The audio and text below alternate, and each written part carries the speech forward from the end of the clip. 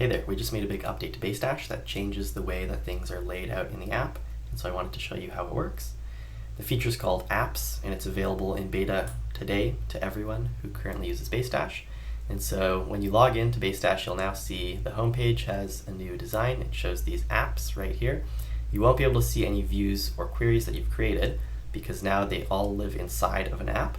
And so when you click on an app here, it'll open up the app and you'll see all of the views that you've created before right here inside of your app, as well as cards with the number of records.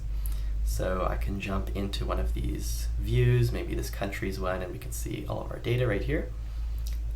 We can also then create views and queries. We've actually renamed views to collection pages, and we can create anything as normal, just it now lives within an app. You can also use sections to organize your views a little bit better. So I can create a section, call it something like metrics, create that, and now we'll see there's a new section in our sidebar, and within that we can create new views. So if I create, say, another view on country, it'll live here within this section, so you can organize your data a little bit better. If we go back to the app launcher here, we can create a new app.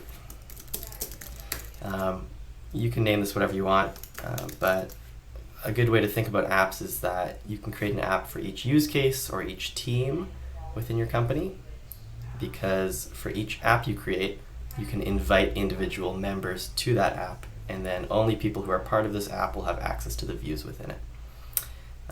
For now, if you need to move views between apps, like if you create a new app for support or for engineering and you want to move some of your existing views or queries over, you can send us an email or a message on Slack and we can move those over for you. There's no way to do it in the app right now, but we're going to be adding that in the future.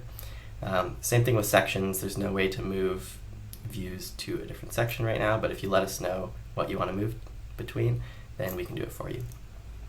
If you have any questions about the new design, let us know in Slack or over email and we can help you out.